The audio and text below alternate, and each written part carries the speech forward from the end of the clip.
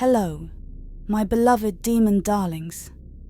This time, we're leaving the ghostly behind and venturing into the dark forest, where even scarier creatures lurk among the trees and shadows. I hope you enjoy the content, and don't forget to leave a comment from wherever you're tuning in. If you haven't already, make sure to bloody subscribe. It helps the channel grow and lets more listeners find it. All right, let's dive in. Chased in the woods. I never believed in the stories, at least not until that night. Growing up in a small town, I'd heard all the tales about the things that lurked in the woods. Spirits, creatures, and the infamous skinwalkers. But to me, they were just that, stories.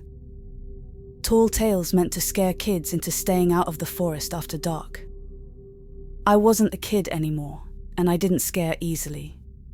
That was, until I found myself face to face with something I couldn't explain. It started on a Friday evening. My friends, Marcus and Lisa, had come over for a weekend of camping and hiking. We'd planned the trip for weeks, excited to get away from the daily grind and just enjoy some time in nature.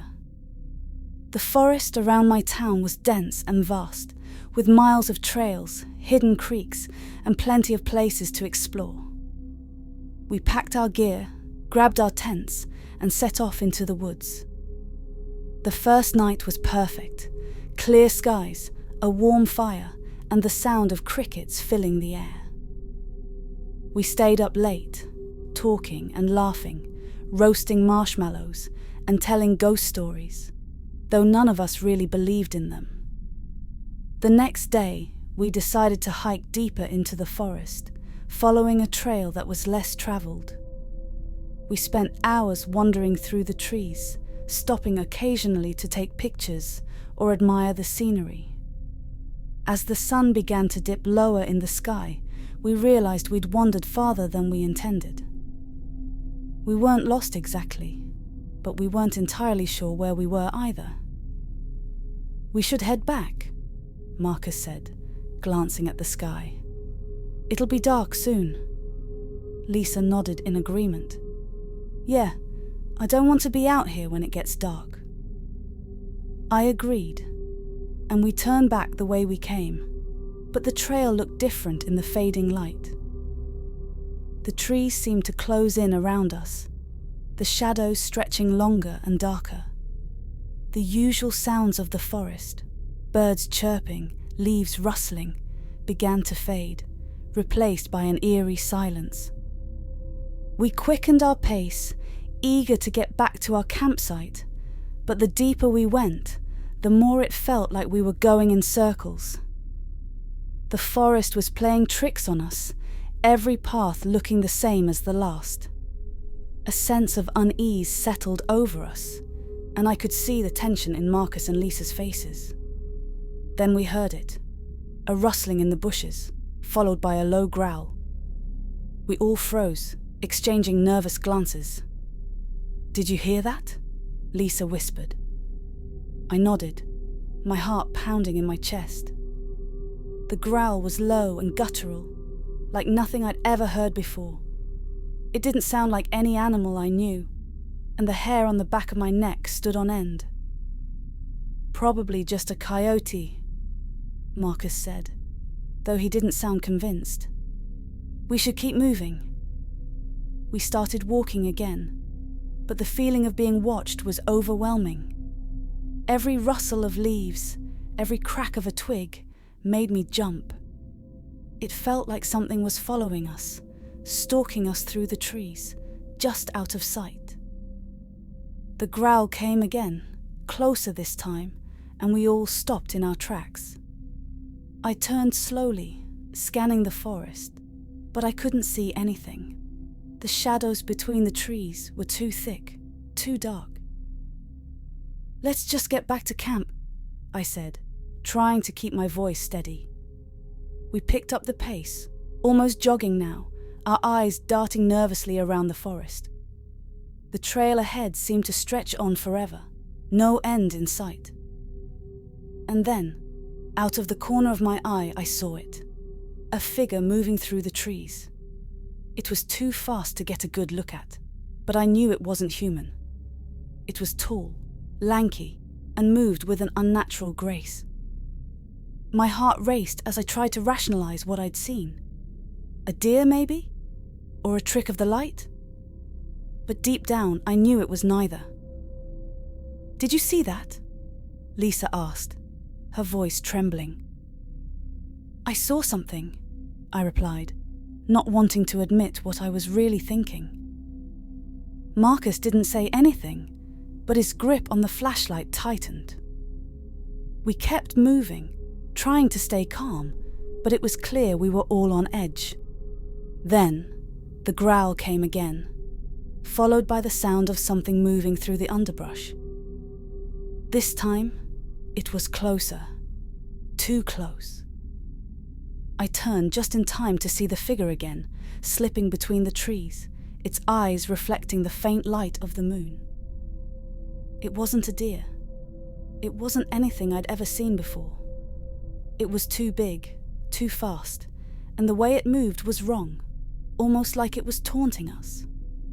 Panic set in, and we broke into a run, no longer caring about the trail or where it led. We just wanted to get out of the forest, away from whatever was following us. But the faster we ran, the closer it seemed to get. I could hear it now, moving through the trees beside us, keeping pace with us. The sound of its breathing, deep and raspy, sent chills down my spine. And then, I saw it. Standing in the middle of the trail, just a few feet ahead, was a creature, something out of a nightmare. It was tall, with a gaunt, wolf-like face and eyes that glowed in the darkness. Its body was covered in matted fur, but its limbs were too long, too thin, almost human-like. We skidded to a stop, frozen in fear, as the creature stared at us, its eyes locked on mine. I couldn't move, couldn't breathe. All I could do was stare back, my mind racing with disbelief and terror. The creature let out a low growl, baring its teeth, and took a step forward. That was enough to break us out of our stupor. We turned and ran, faster than we ever had before, not daring to look back. We ran until our lungs burned, until our legs felt like they would give out, but we didn't stop. The only thing that kept us going was the thought of that creature behind us, hunting us. Finally, we burst out of the forest, stumbling onto the road that led back to town. We didn't stop running until we reached the safety of the streetlights, gasping for breath, our hearts pounding in our chests. We didn't speak for a long time, too shaken to even look at each other. Eventually, Marcus broke the silence. "What the hell was that?" he asked, his voice hoarse. "I don't know," I replied, still trying to catch my breath. "But I don't ever want to see it again." We walked back to my apartment in silence, the events of the night replaying in our minds. We didn't talk about it, didn't tell anyone what we saw. But we all knew. We had encountered something in those woods, something that shouldn't exist. That night I couldn't sleep. Every time I closed my eyes, I saw the creature's face, its glowing eyes staring back at me. I could still hear its growl, still feel its presence. I haven't been back to the woods since, and I don't plan to. Some things are better left unexplained, better left in the darkness where they belong. But sometimes, late at night, I still hear that growl, and I know, deep down, that it's still out there, and it's only a matter of time before it finds someone else. Hunters become the hunted. We had been out in the woods since dawn, searching for deer. My buddy Jacob and we'd been hunting together for years, knew the woods like the back of our hands. The air was crisp, the sky clear, and we had all the makings of a perfect hunting trip. Nothing out of the ordinary. At least, not at first. We were deep in the woods, probably about 5 miles from the nearest trailhead, moving slow and quiet, looking for any signs of movement. The morning had been uneventful, no deer in sight, but the peace of the wilderness was what kept us coming back. That, and the thrill of the hunt. But by the time the sun began to dip behind the mountains, we were still empty-handed. The forest was calm, almost too calm. I could hear every crunch of leaves under my boots, every twig snapping in the distance. It was like the forest itself was holding its breath. That's when we heard it. At first, I thought it was a wolf's howl, that low, mournful wail that cuts through the trees and makes your skin prickle. But this was different. It had a guttural, almost growling quality to it, mixed with a high-pitched squeal, like a wild hog. It was eerie, unnatural, and way too close for comfort. Jacob froze, his eyes meeting mine. "What the hell was that?" he muttered, his voice barely above a whisper. "I don't know," I replied, gripping my rifle a little tighter. I was used to hearing all kinds of animal sounds out here, but this was something else. We stayed still, listening. The sound echoed again, this time closer. It sent a shiver down my spine, like a warning that we weren't supposed to be here. The air felt thick, oppressive, and suddenly the woods didn't seem so familiar anymore. "We should head back," I said, trying to keep my voice steady. "It's getting dark." Jacob nodded, but neither of us moved right away. Something about that sound made me feel like turning our backs would be a mistake. But eventually, we started making our way back, staying alert, our eyes scanning the trees, rifles ready. The forest had gone dead silent. Not even the wind stirred the branches. No birds, no rustling of animals, nothing. Just that thick, suffocating quiet, and the eerie feeling that something was watching us. As we walked, I couldn't shake the sensation that we weren't alone. Every now and then, I'd catch movement in my peripheral vision, something darting between the trees. But every time I turned my head, there was nothing there, just shadows. Jacob must have sensed it too, because he kept glancing over his shoulder, his face tense. "You see something?" he asked, his voice low. I shook my head, but I wasn't convinced. "No, but I don't like this." We quickened our pace, and that's when we heard the howl again. This time, it was directly behind us. It was closer than before, way too close. My heart pounded in my chest as we both spun around, rifles raised, scanning the woods. But the shadows between the trees were thick, and there was nothing in sight. Then, from behind a tree about 50 yards away, something stepped out. At first, I thought it was a wolf. It had the shape of one, standing on all fours. But there was something wrong about it. Its fur was matted and patchy, its body twisted and unnatural. Its legs were too long, its eyes too wide, and those eyes, they weren't the eyes of any animal I'd ever seen. They were almost human. Jacob let out a shaky breath beside me. Jesus! The thing just stood there, staring at us with those hollow black eyes. Then slowly, it stood up on 2 legs. I couldn't move. My brain was screaming at me to run, to do something, but my legs felt like they were rooted to the ground. Jacob was frozen too, his rifle trembling in his hands. The creature let out a sound, a deep, guttural growl mixed with that same high-pitched squeal we'd heard before. Then it moved, fast, too fast. It darted back into the trees, and suddenly, the forest came alive with movement.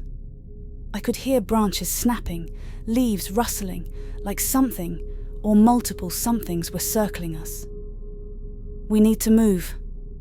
"Now," Jacob hissed, his voice shaking. I nodded and we took off running, no longer caring about being quiet or careful. The sun had almost completely set by now, and the woods were growing darker by the second. We stumbled over roots and rocks, trying to find the trail back, but the shadows seemed to close in around us. The howls followed us, echoing through the trees, getting closer. My lungs burned, and my legs felt like they were going to give out, but we kept running, adrenaline pushing us forward.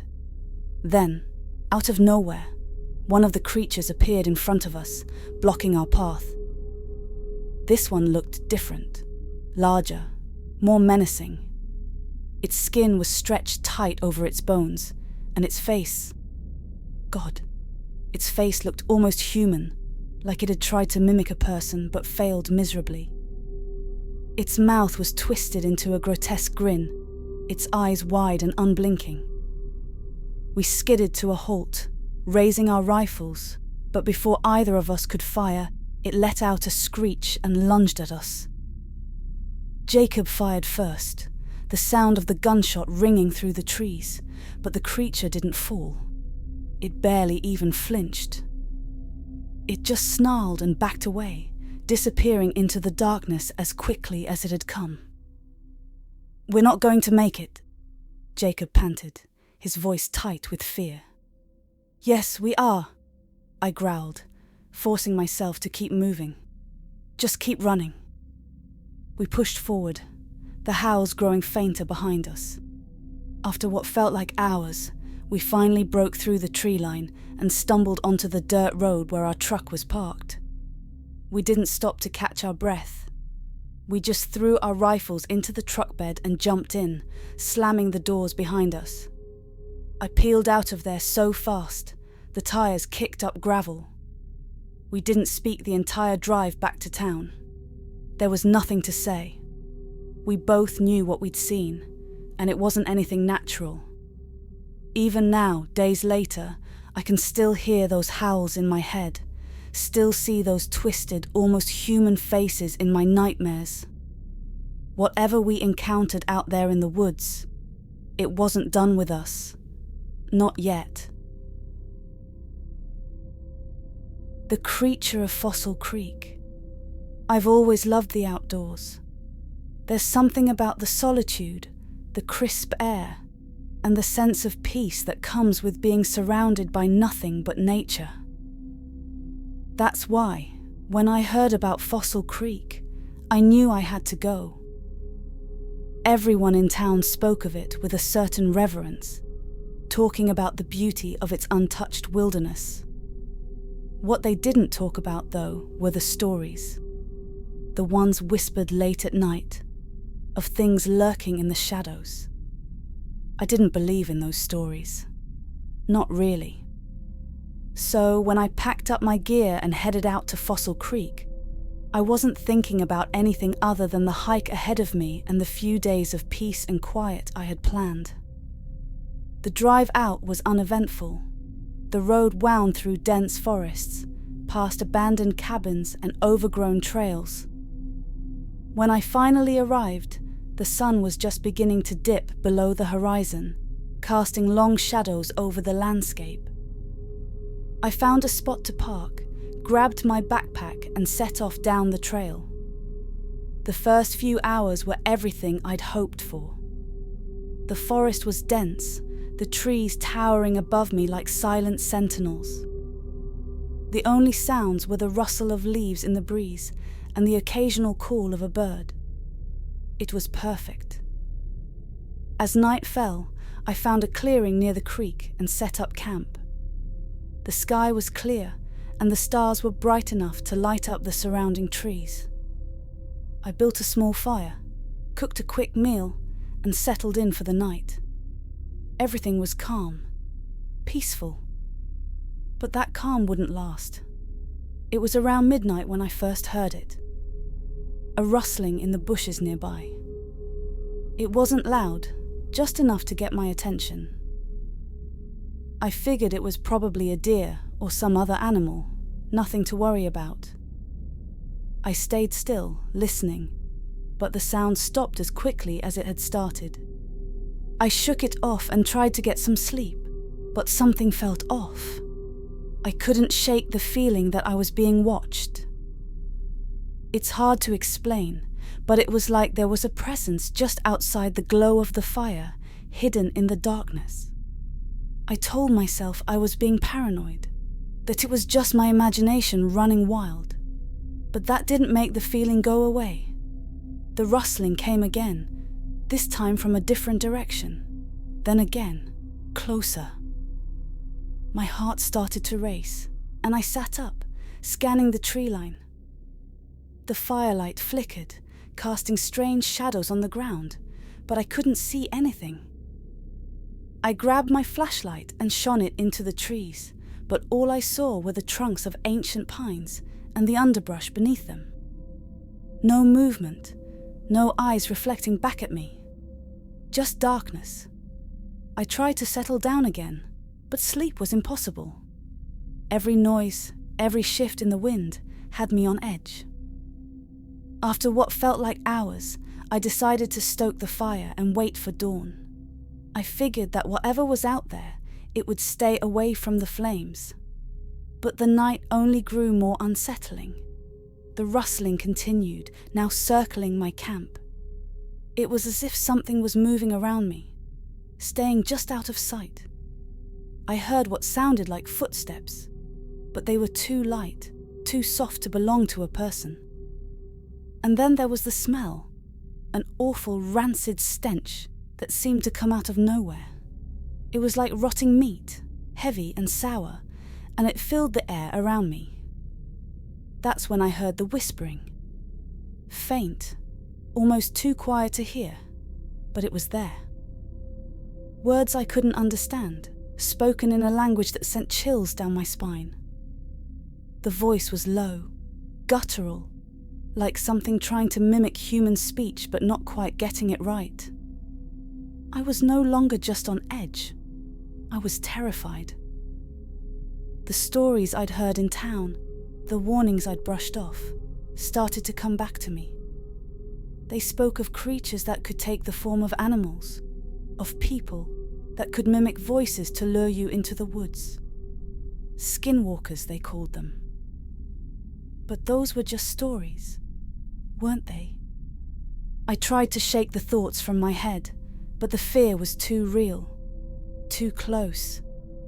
I felt like a deer caught in the headlights, unable to move, unable to think clearly. I kept the fire burning, knowing it was the only thing standing between me and whatever was out there. Then I saw it. At first, it was just a shadow at the edge of the clearing, almost blending in with the trees. But as I stared, it began to take shape. A large, hulking figure crouched low to the ground. It looked like a wolf, but it was too big, too unnatural. Its limbs were long and gangly, its fur matted and dark. And its eyes, they weren't the eyes of an animal. They were cold, intelligent, and filled with malice. I stood up slowly, my heart hammering in my chest. The creature didn't move, didn't make a sound. It just watched me, like it was waiting for something. I knew I couldn't stay there, but I was too scared to move, too scared to take my eyes off it. And then it stood up on two legs. My breath caught in my throat as I watched it rise, its form shifting and contorting as it did. The wolf-like features began to melt away, replaced by something more human, but not quite. Its face was twisted, almost like a mask, and its body was gaunt, skeletal. It towered over me, and I knew in that moment that I was dealing with something far worse than any animal. Without thinking, I grabbed my pack and bolted. I didn't care about the fire, didn't care about leaving anything behind. I just needed to get away. I ran as fast as I could, not caring which direction I was going, just wanting to put as much distance between me and that thing as possible. But as I ran, I could hear it following me. Its footsteps were heavy, deliberate, and always just behind me. The whispering continued, louder now, more insistent, but I didn't dare look back. I don't know how long I ran, but by the time I finally stumbled out of the woods, the sun was just beginning to rise. I was exhausted, covered in scratches from the underbrush, but I didn't stop. I kept moving until I reached my car, threw my pack inside, and sped off, not stopping until I was miles away. Even now, as I write this, I can't fully process what I saw. I've tried to convince myself it was just a trick of the light, or that my mind was playing tricks on me. But deep down, I know what I saw was real, and I know I'll never go back to Fossil Creek. Some things aren't meant to be understood, aren't meant to be seen. They're meant to stay in the shadows, where they belong. But once you've seen them, you can never unsee them. The whispers in the woods, the eyes in the darkness, they stay with you, haunting your thoughts, your dreams. And you know, deep down, that they're still out there, waiting for the next person who doesn't believe. Sacred ground. The night was colder than usual for mid-October, and the wind howled through the trees surrounding our remote cabin in the woods. My sister Ava and I had decided to spend a weekend away from the chaos of city life, a chance to reconnect with nature and, more importantly, with each other. The cabin had been our family's for generations, a place of solace and comfort. But this time, something felt different. As we sat by the fireplace, the crackling of the logs the only sound inside, I couldn't shake the feeling that we were being watched. I glanced out the window, seeing nothing but darkness and the faint silhouettes of the trees swaying in the wind. Ava noticed my unease and nudged me with a playful grin. "Scared of the dark, Nate?" she teased, her eyes twinkling in the firelight. I forced a smile. "No, just... it's quieter than I remember." She shrugged. "That's the point, isn't it? To get away from all the noise." "Yeah," I muttered, but the uneasy feeling persisted. The wind outside grew stronger, and with it came a distant sound, a low guttural growl that sent a shiver down my spine. I looked at Ava, who had gone pale, her eyes wide. "Did you hear that?" she whispered. I nodded, my heart pounding. "Maybe it's just a wolf." "Wolves don't usually come this close to the cabin," she replied, her voice shaky. We sat in silence, listening intently. The growl came again, closer this time, followed by the sound of heavy footsteps crunching through the fallen leaves. I grabbed the flashlight from the table and moved to the window, trying to peer into the darkness. I saw nothing, just shadows shifting in the wind.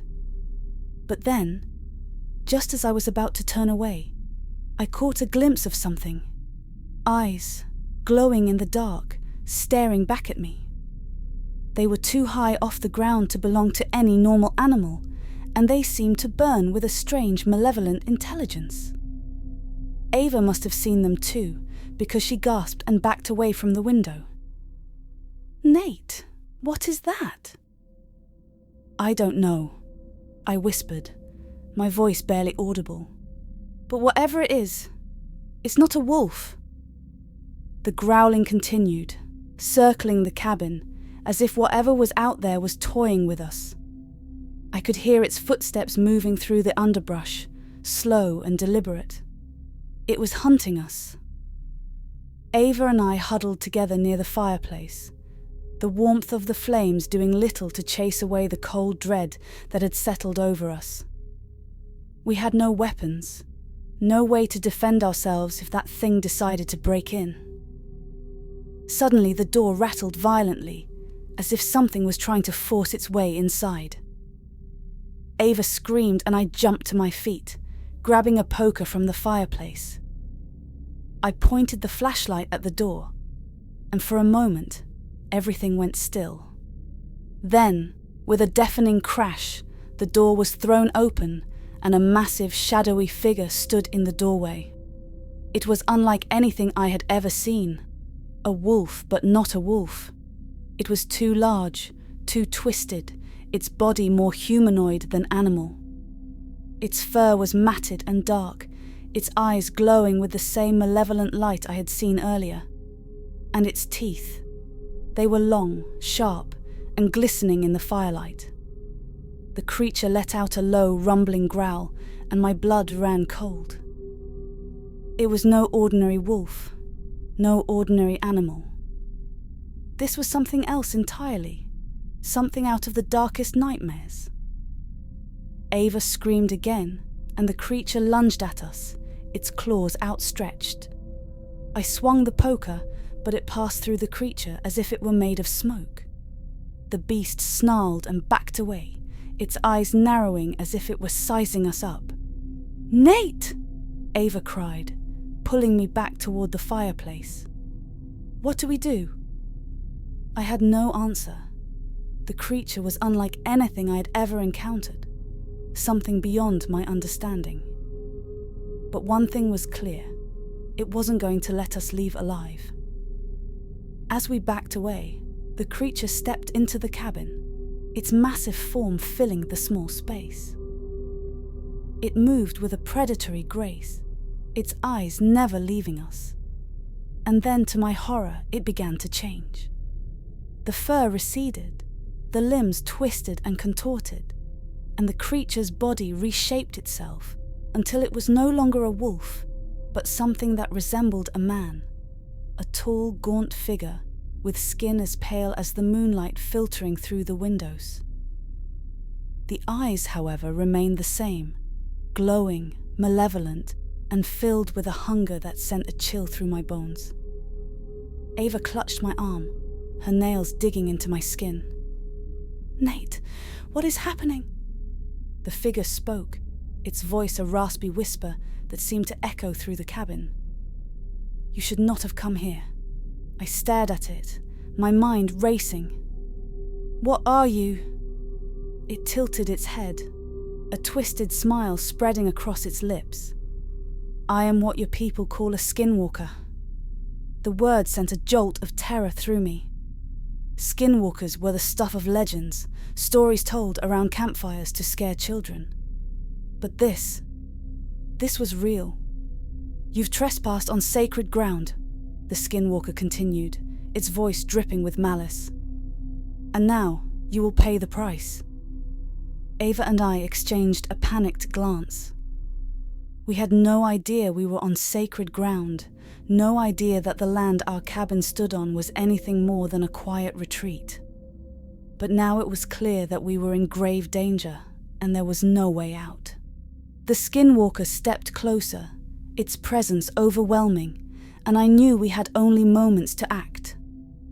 I grabbed the nearest thing I could find, a bottle of kerosene we had brought for the lamps, and threw it at the creature.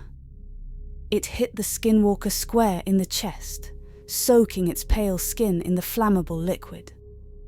For a moment, it seemed stunned, and I seized the opportunity.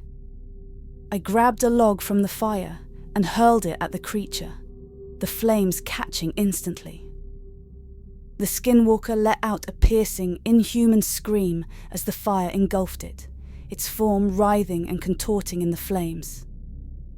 But even as it burned, the creature's eyes never left mine, and I knew this was far from over. The fire spread quickly, consuming the cabin. Ava and I had no choice but to run, escaping into the dark woods as the flames roared behind us. We ran for what felt like hours, the howls of the Skinwalker echoing through the night. But eventually, the sounds faded, and we collapsed on the forest floor, exhausted and terrified. We spent the rest of the night huddled together in the darkness, too scared to sleep, too scared to move. When dawn finally broke, We made our way back to what was left of the cabin, only to find it reduced to ashes. The Skinwalker was gone, but its presence lingered in the air, a haunting reminder of what we had encountered. Ava and I never spoke of what happened that night, not to each other, not to anyone. We sold the land and moved far away, leaving the memories of that place behind. But the nightmares never left. The image of those glowing eyes burned into my mind. Even now, years later, I can still hear the howling of shadows in the wind, still feel the cold dread that crept into my bones that night. And I know that the Skinwalker is still out there, lurking in the darkness, waiting for its next prey. So if you ever find yourself in the woods, far from civilization, and you hear a low growl or see eyes glowing in the darkness, run. Run and never look back. Because some legends are real, and some creatures should never be disturbed. You've heard the horrors. Subscribe if you want to keep the spirits on your side. Until next time, pleasant dreams.